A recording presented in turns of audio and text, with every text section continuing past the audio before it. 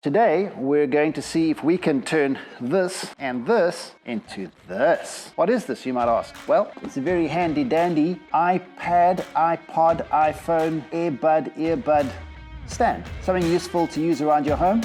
I'll show you how it's done.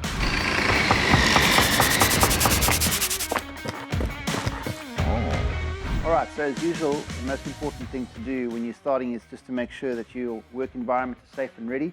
And we're just going to do some basic marking out and measuring. So we're going to guesstimate about 300 mils to start, and I'm going to take a tape measure, measure 300 mils here, measure 300 mils here.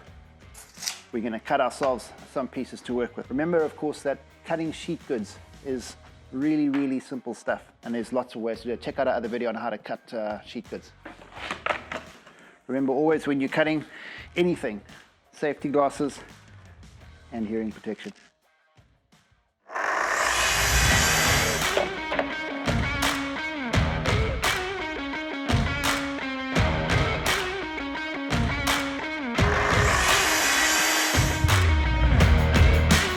Okay, so we've cut our two pieces of plywood that we're going to use to start working with. We're going to cut those to square shape now.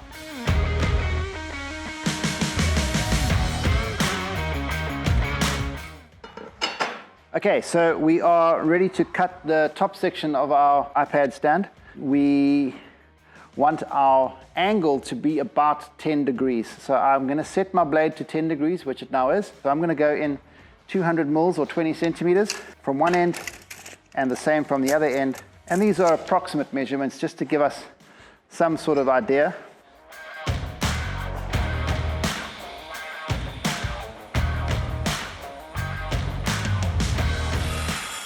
Okay, so let's just do a test fit.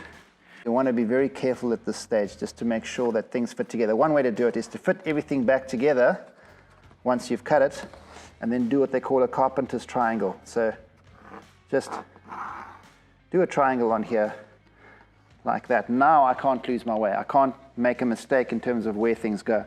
So all I've got to do is separate this by the distance of the spacer. So all I have to do is make this cut here.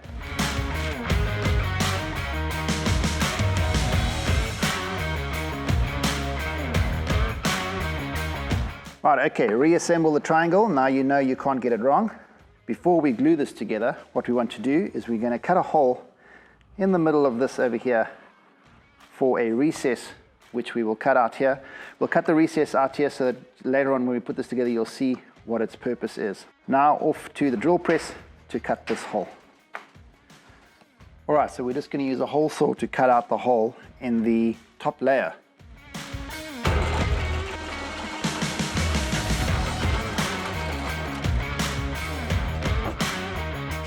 Okay, with our circle. So now we've cut our hole, we're going to use our spacer and we're going to use some clever glue tricks to glue this guy together. If you don't have a nail gun or some sort of a device to clamp things down, then there's a little good trick I'll show you which definitely saves a lot of time. So we're going to use some CA glue and some activator to speed up the process so that we can carry on moving and working. So I'm going to flip this upside down. I'm going to put some CA glue in the corners here. Just a little wee bit. We're going to put some normal wood glue on as well, some Gorilla Glue. And while this glue is drying, the CA glue will hold everything in position. So, like that. It's always a nerve-wracking moment. You think like, have I got this right? Am I doing it? Have I done this the right way? But we're going to have faith in our carpenter's triangle. Now I'm going to do the same with the other three pieces to get things in position.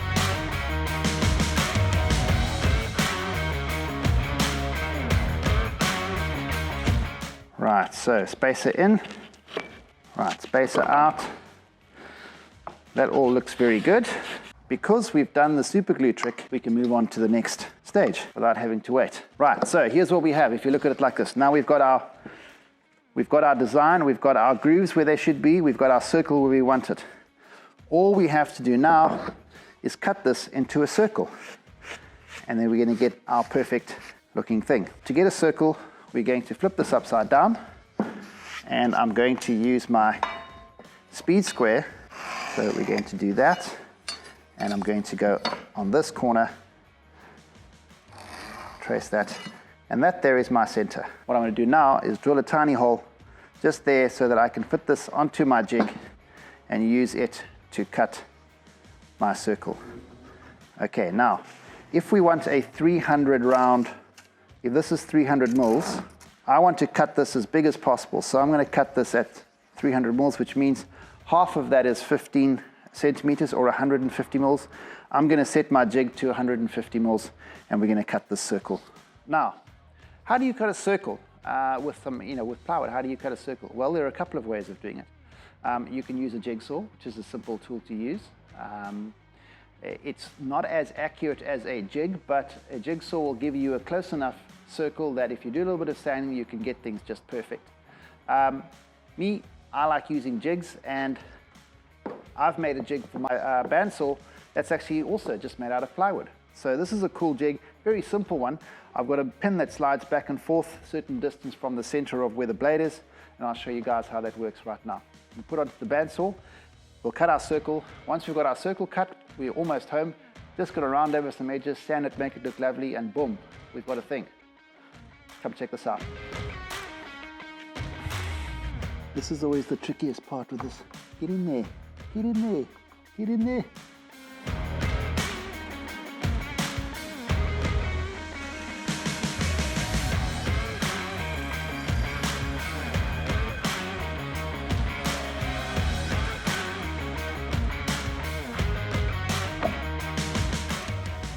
And hey, so there we go. And now we've got our stand all cut into a nice circle.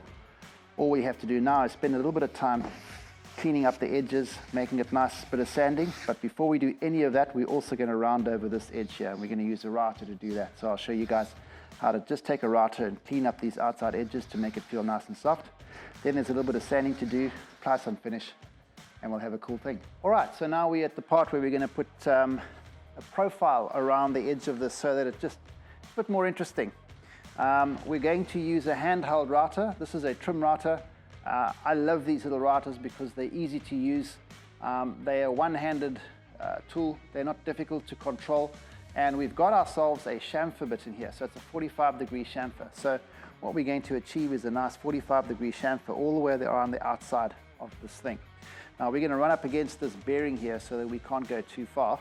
However, we've got to be careful when we get to these gaps here because there's nothing for the bearing to run up against. So we have to just go do that part very, very slowly.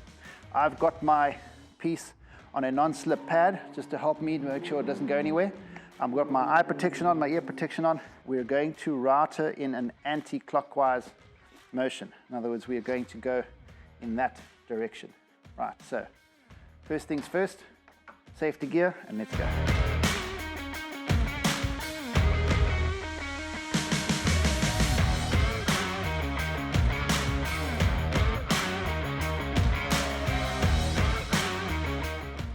So now we've got our chamfer the whole way around. We're going to require a bit of sanding and a bit of cleaning up, which is what we're going to do next.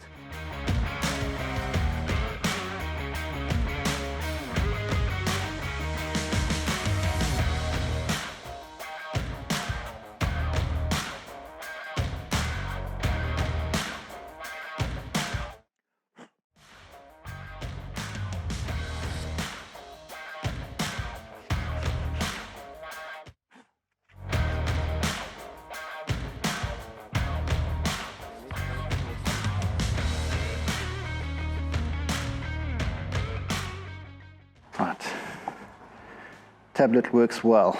Phone. Oh, like a glove. Okay, so the final bit of work we've got to do is make little recesses for our AirPods, and I'm using an awl to help me get my hole position absolutely perfect. And this is a cool little piece of equipment because it helps you make sure that your drill doesn't skip around when you want to drill it. So I'm going to drill straight down, but I want to make sure that I don't go too deep. So I'm going to quickly go and grab some tape and put it around this drill bit to make sure that I don't go deeper than what I want to go.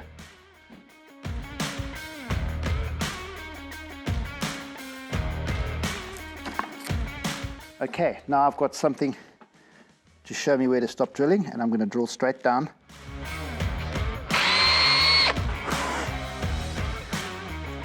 One more time for this one.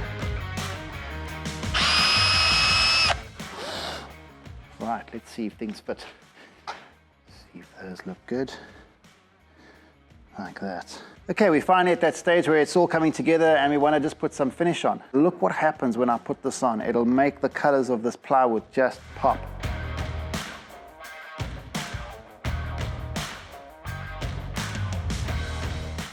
Okay, so that's one coat down.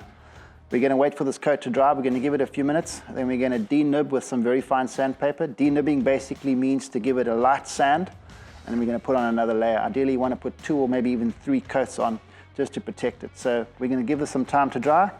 We're going to come back in a few minutes, give it a light sand, one more coat, and we're going to be D-O-N-E done. Okay, so this is ready for the last coat. So all we're doing again is a light coat.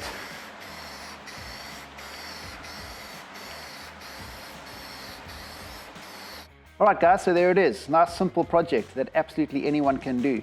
It looks complicated, but it's not. If you just go step by step, go slowly, think about it, and have fun along the way. There's all kinds of cool tips and tricks that I hope you picked up. There's lots more tips and tricks to follow, lots more projects to follow. So keep following the channel. Give us a thumbs up if you liked the video, and come back soon. Cheers. Oh. Uh-oh.